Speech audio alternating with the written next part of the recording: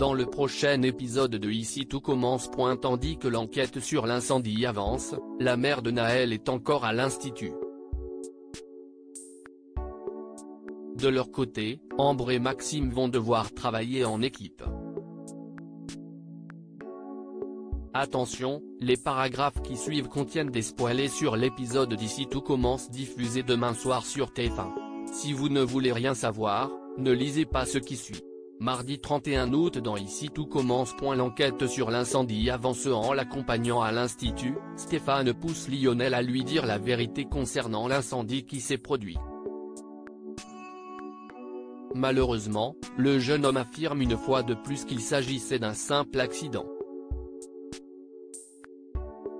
Kelly, qui les a vus discuter depuis sa fenêtre, tente de comprendre ce qu'il se passe. Afin de protéger son secret, Lionel indique que le mercredi précédent était l'anniversaire de la mort de sa mère et que c'est pour cela que toute la famille est un peu sur les nerfs en ce moment. Pendant ce temps, Greg se rend au chevet d'Elliot dont l'état de santé ne s'améliore toujours pas. Inquiet, Greg s'empresse de questionner le médecin. Bien qu'Elliot soit sorti d'affaire, son état reste toutefois grave et pourrait encore évoluer. En effet, les fumées toxiques qu'il a inhalées pourraient avoir une incidence neurologique et lui laisser des séquelles. De retour à l'institut, Greg rapporte à ses camarades sa discussion avec le médecin.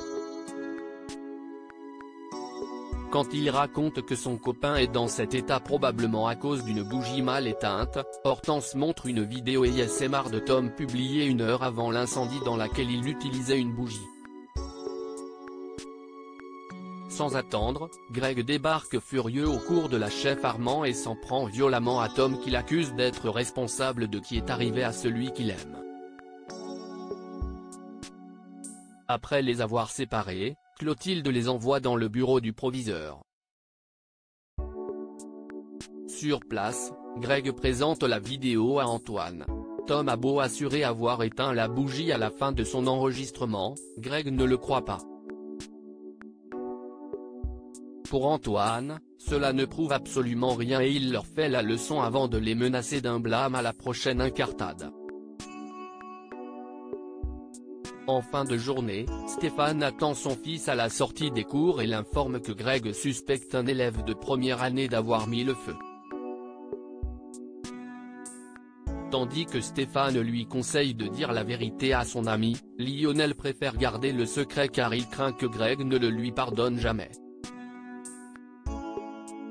À quelques pas de là, le pompier en charge de l'affaire montre à Antoine un morceau de foulard brûlé retrouvé sur les lieux du brasier. Remarquant qu'il s'agit de l'uniforme d'un élève de seconde année, Antoine pense pouvoir découvrir à qui il appartient. La mère de Naël est encore à l'institut pendant que Rose est à un rendez-vous avec son éditeur. Antoine est en charge de garder Naël. S'il tente d'abord d'emmener le bébé au bureau, ses pleurs incitent plutôt le proviseur à travailler de chez lui. De retour à l'école, Rose se réjouit de voir Naël plus apaisé. Mais lorsqu'Antoine s'aperçoit que le petit garçon a une tétine à la bouche qu'il n'avait pas 1 heure plus tôt, le couple comprend rapidement qu'une personne s'est introduite chez eux pour calmer le bébé. Certains que la mère de Naël est encore à l'institut, Rose et Antoine décident de reprendre les recherches.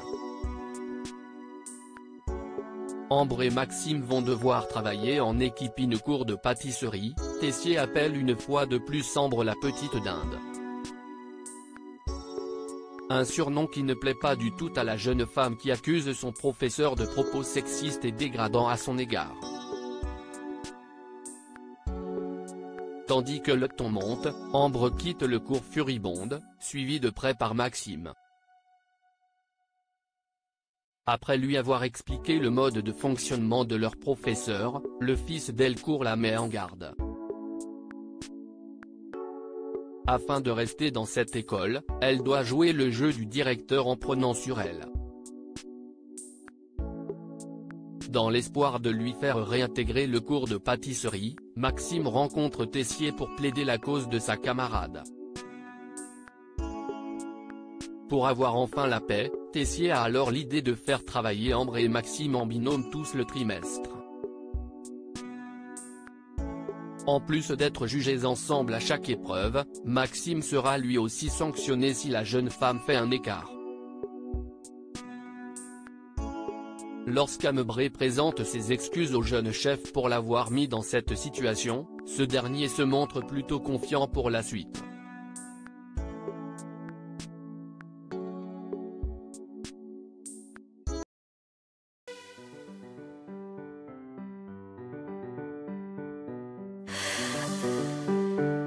나